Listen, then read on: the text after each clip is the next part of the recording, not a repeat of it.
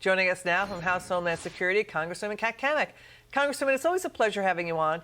You and I have talked about how crime is a growing problem.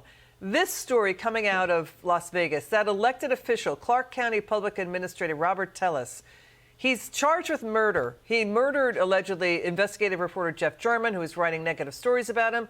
But he gets to keep his $130,000 a year salary, his job, while he sits in jail. Your take on this story?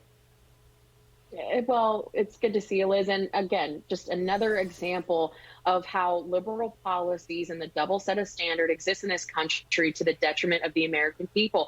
And in this case, you have an elected official who is still collecting a taxpayer-funded salary and benefit while standing trial for murder. This is absurd. And just another example in a very long line that we can point out of where this double standard exists. Crime across the country has been skyrocketing. And when people hear stories like this, they continue to lose faith in the system, and it makes people angry. And I think that's really going to be a driving factor, is this increased crime across the country as we play into the November elections. The real focal point of this, too, is Chicago. We've got a Democrat, George Cardenas. He's a Chicago alderman. He was appointed to a top spot in the city council by Mayor Lightfoot. He's tweeting public safety in Chicago is, quote, a joke. He's saying, why bother calling the police? He had retweeted surveillance video that shows a serial armed robbery team mugging a man at gunpoint in Wicker Park. A Chicago police supervisor ordered the cops to stand down, do not chase the suspects under Chicago's new rules. And since then, Congresswoman, at least 16 more robberies have been reported. Well, and to your point, there's also, along with that, a record number of officers and dispatchers that are retiring or leaving outright because they are not allowed to do the job that they signed up for. And, you know, when the Democrats are chiming in saying, you know, we actually need to fund the police, we need to actually support law enforcement, we need to uphold the law. When you have people who have been on the defund police train now switch their tune over to, hey, we actually ought to do something, that is very, very telling about the state of affairs. And no longer can the mayor ignore her disastrous policies. There's actually a count, a tracker of how many dozens of people are injured, shot, and murdered each weekend in Chicago. That right there is very telling, and again points to the fact that most of the crimes that are being committed, they're not being prosecuted, they're not being investigated, no one's being held accountable, certainly not the elected officials.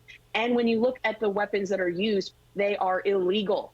That means that all of these gun control measures, including the story that you just were covering about the now purchasing the tracking through Visa and MasterCard and others, that's not going to drive down homicide. That's not going to keep our streets safer.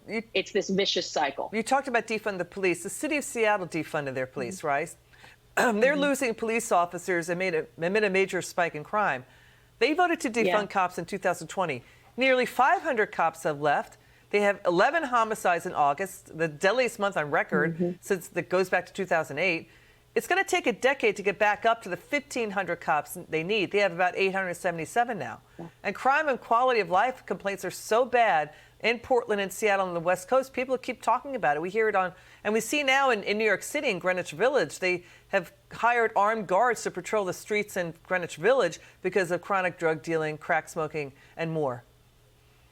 Exactly. I mean, and this really could, just taking a step back, you could look at this through the lens of a tale of two states. You know, in Florida, Governor Ron DeSantis, we reward our first responders, our law enforcement officers. Just this week, he was bonusing $1,000 to every single first responder and law enforcement officer, praising them, thanking them, showing how grateful we are for their service. Where in other cities, they're defunding them, and they're criminalizing them, and they're penalizing them, and that's why we're seeing this crime wave around the country. Got it. Congresswoman Cammack, thanks for joining us.